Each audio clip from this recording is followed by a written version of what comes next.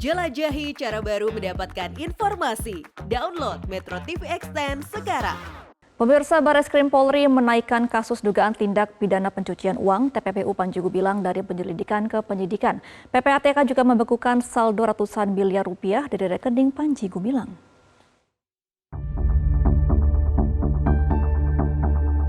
Pimpinan Pondok Pesantren Al Zaitun Panji Gumilang berpotensi terjerat pasal tindak pidana pencucian uang dan korupsi. Hal ini diketahui setelah Bareskrim Polri menaikkan status penyelidikan dugaan TPPU menjadi penyidikan dalam gelar perkara. Direktur Tindak Pidana Khusus Bareskrim Polri Brigjen Wisnu Hermawan mengatakan, Bareskrim sudah menyita sejumlah rekening milik Panji Gumilang yang mencapai ratusan miliar. Data rekening ini pun merupakan bagian dari alat bukti. Hasil gelar perkara tersebut disepakati bersama bahwa telah ditemukan bukti permulaan cukup untuk meningkatkan penyelidikan menjadi penyidikan atas perkara yang pertama, tindak pidana pencucian uang dengan tindak pidana asal dan tindak pidana penggelapan. Yang kedua, diputuskan oleh dalam gelar perkara berkas perkara korupsi, ya, dana bos yang menjadi berkas kedua.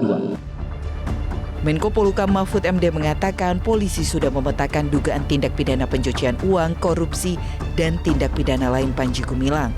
Khusus untuk tindak pidana pencucian uang, polisi disebut sudah memiliki pidana asalnya, yaitu dugaan pelanggaran pasal yayasan dan penggelapan.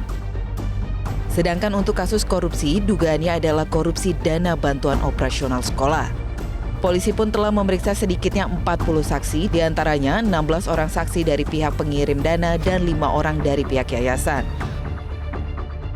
Sekarang masalah tindak pidana lainnya, apakah itu TPPU, apakah itu korupsi, atau tindak pidana lain yang memang sudah dipetakan oleh aparat penegak hukum, oleh Kepolisian Republik Indonesia berdasar laporan-laporan dan informasi-informasi yang sudah digali. Pakar TPPU Suparji Ahmad menyebut, pengungkapan kasus TPPU Panji Gumilang harus dilakukan hati-hati. Jadi makna hati-hati lebih pada konteks bagaimana profesionalitas, akuntabilitas ya dalam proses penanganan perkara ini. Karena jika penetapan tersangka tadi itu adalah menyalahi prosedur formil, maka bisa diajukan pra-peradilan. Maka tentunya untuk mencegah adanya pra-peradilan, peluang pra-peradilan, maka harus jelas tahapan-tahapan dilakukannya. Sebelum menjadi tahanan kasus penodaan agama, Panji Gumilang sudah sering membantah tuduhan pencucian uang dan korupsi. Bahkan, Panji bersumpah serapah pada pihak-pihak yang menuduhnya bisa kena kualat atau karma buruh. Sumpahnya ini diduga diarahkan kepada Menko Polhukam Mahfud MD. Tim Liputan, Metro TV.